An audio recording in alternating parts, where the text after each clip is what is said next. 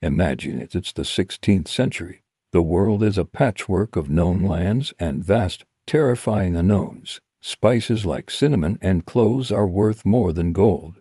But the overland route to the east, the Spice Islands, is long and dangerous. One man, a Portuguese navigator named Ferdinand Magellan, had a radical idea. What if you could reach the east by sailing west?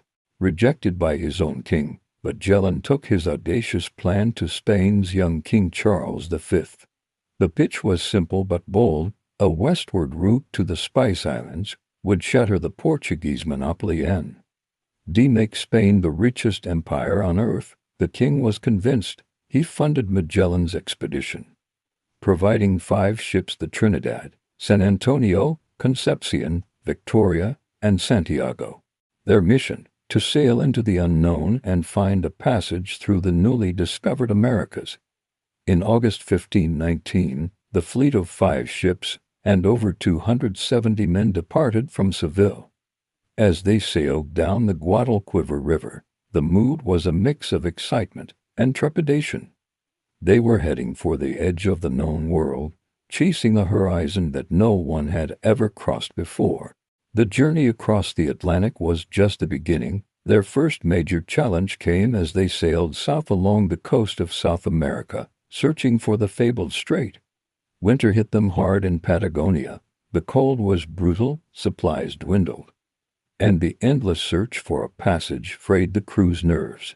Tensions boiled over. 3 of the 5 captains, all Spanish noblemen who resented being commanded by a Portuguese, staged a mutiny. But Magellan was as ruthless as he was determined. He acted swiftly and decisively, crushing the rebellion. One mutinous captain was executed.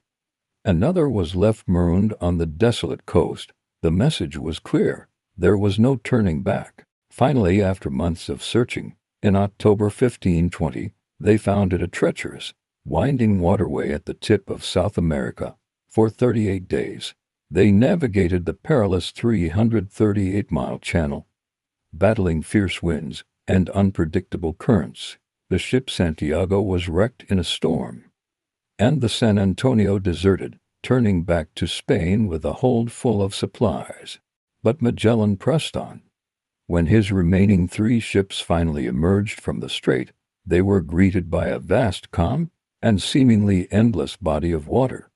Magellan was so struck by its tranquility that he named it Mar Pacifico, the Pacific Ocean. He believed the Spice Islands were just a few weeks away. He was tragically wrong. The Pacific was far larger than any map had ever suggested. For 99 agonizing days, they sailed without sight of land. Food ran out. They ate sawdust mixed with worm-eaten biscuits, ox hides, and even rats. Scurvy, a horrific disease caused by a lack of vitamin C, ravaged the crew. Men's gums swelled over their teeth, and their bodies were covered in sores. Many died. It was a floating hell. Finally, in March 1521, they stumbled upon the island of Guam, and soon after, the Philippines. Here, Magellan's journey took its final, fatal turn.